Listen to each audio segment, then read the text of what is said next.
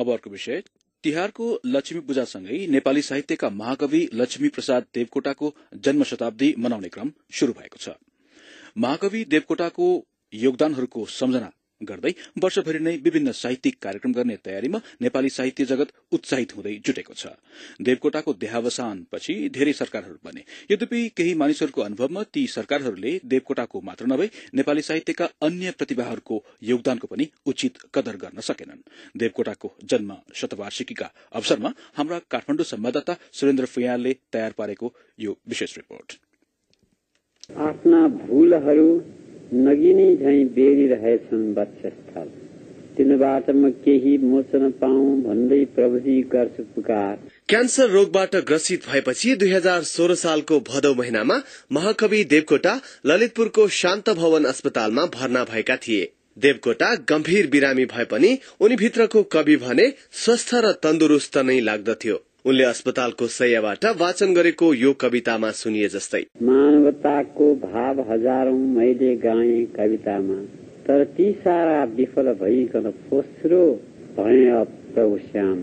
आफ्नो अन्तिम अवस्थामा अस्पताल शय्याबाट वाचन गरिएका यी हरफहरू रेकर्ड गरिएको क्यासेट बीबीसीलाई देवकोटाको परिवारले पहिलो पटक उपलब्ध गराएको हो। तिहारको लक्ष्मी पूजाको दिन राजधानीको धोबीधारामा आमा अमर राज्य लक्ष्मीको कोखबाट जन्मिएका देवकोटा धनधान्यकी देवी लक्ष्मीको प्रसाद होइन, बरु सरस्वतीको प्रसाद बन्न पुगे। 10 वर्षको कलिलो उमेरमा नै उनको परिपक्वताको र उनको प्रतिभाको प्रस्फुटन भइसकेको थियो। यसरी घनघोर दुःख सागर जान भाइ, नगरे घमण्ड कहिले मर्नु छ हामीलाई।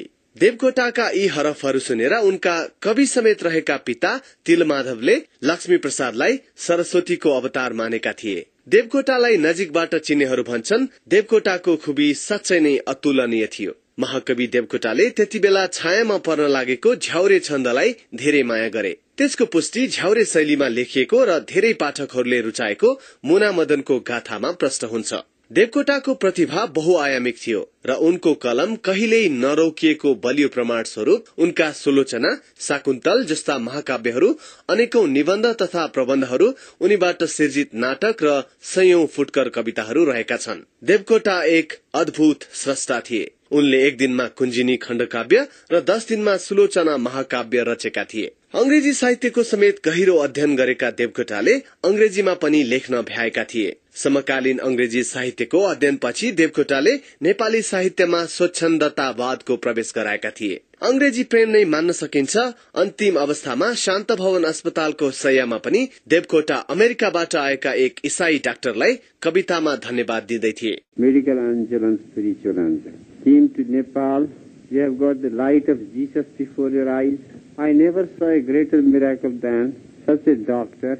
उनको प्रसिद्ध पागल कविता अंग्रेजीमा समेत लेखिएको छ। द ल्युनाटिक नाम दिएको सो कविताको भावसँग कविहरूको अन्योन्याश्रित सम्बन्ध रहेको अनुभव सुनाउँछन् प्रसिद्ध उपन्यासकार डाक्टर ध्रुवचन्द्र गौतम। देवकोटा विदेश जानुभएको थियो, हामी केटाकेटी थियौं अनि उहाँलाई स्वागत गर्दै एकजना अंग्रेजीका प्रोफेसरले भन्नु कि पोएटहरू ल्युनाटिक किसिमका हुन्छन् भनेर भन्नुभएको थियो है। देवकोटाले आफूले बोल्दा चाहिँ के भन्नु, मेरा विद्वान मित्रले पागल त सबै पागल हुन्, कविहरू काम लाग्ने पागलहरू जम्मै पागल भन्नुभएको थियो। वरिष्ठ साहित्यिक पत्रकार रोचक घिमिरेका विचारमा जीवनको सूर्यास्त अघि देवकोटा साहित्यमा नोबेल पुरस्कार पाउनका लागि उद्यत देखिन्थे। आफ्नो जीवनकालमै यो नेपाली शाकुन्तल महाकाव्य निस्किएको छ।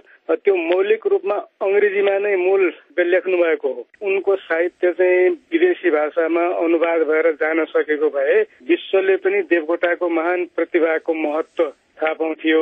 त्यसो हुन सकेन, तर देवकोटाका कृतिहरूलाई विश्वव्यापी बनाउन अझै पनि अबेर भइसकेको छैन। यो वर्षका कार्यक्रमबारे देवकोटाको शतवार्षिकी समारोह समितिका संयोजक रहेका साहित्यकार तथा राजनीतिज्ञ मोदनाथ प्रसृतले भने, उहाँको बारेमा लेखेका कृतिहरू प्रकाशन गर्ने, समालोचनाहरू प्रकाशन गर्ने र एउटा अलि राष्ट्रिय अन्तर्राष्ट्रिय स्तरको अलि कवि सम्मेलन गर्ने, त्यस्तो खालको एउटा वर्षभरिको कार्यक्रम हामी बनाएका छौं। शान्त भवन अस्पतालमा उपचारका क्रममा महाकविले आफूले प्रलय पीड़ा भोगिरहेको बयान गरेका छन्। उनले प्राण त्याग गर्न पोटासियम साइनाइड नाम गरेको विष समेत मागेको बताइन्छ।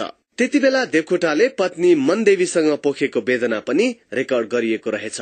यस्तो मेरो पच्चित भएको छ कि यस्तो महापातकले तिमी जस्तो तपस्विनीको गन्धसम्म सुन्न पनि सक्छ कि सक्दैन जस्तो भइरहेछ।